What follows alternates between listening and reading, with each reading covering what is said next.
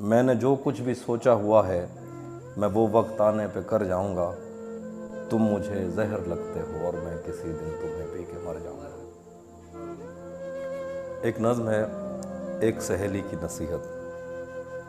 تم اکیلی نہیں ہو سہیلی، جسے اپنے ویران گھر کو سجانا تھا اور ایک شاعر کے لفظوں کو سچ مان کر اس کی پوجا میں دن کاٹنے تھے۔ تم اکیلی نہیں ہو سہیلی، جسے اپنے ویران گھر کو سجانا تھا اور ایک شاعر کے لفظوں کو سچ مان کر اس کی پوجا میں دن کاٹنے تھے۔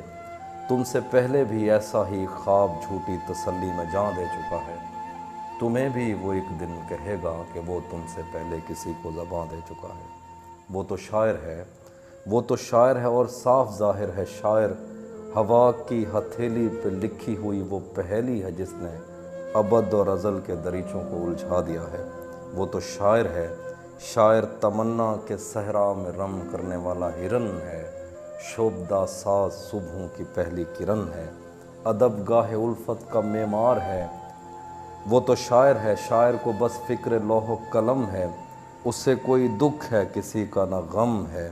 وہ تو شاعر ہے، شاعر کو کیا خوف مرنے سے، شاعر تو خود شاہ سوار اجل ہے، اسے کس طرح ٹال سکتا ہے کوئی کہ وہ تو اٹل ہے۔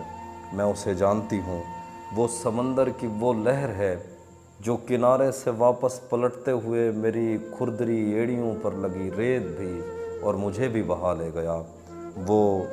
وہ میرے جنگلوں کے درختوں پہ بیٹھی ہوئی شہد کی مکھیاں بھی اڑا لے گیا۔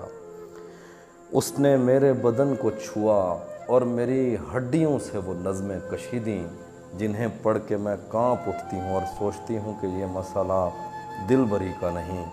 خدا کی قسم کھا کے کہتی ہوں وہ جو بھی کہتا رہے وہ کسی کا نہیں۔ سہیلی میری بات مانو، تم اسے جانتی ہی نہیں، وہ خدائے سپاہ سخن ہے اور تم ایک پتھر پہ ناخن سے لکھی ہوئی اسی کی ہی ایک نظم ہو۔ ایک اور غزل کے شعر ہے، مت لگے بغیر۔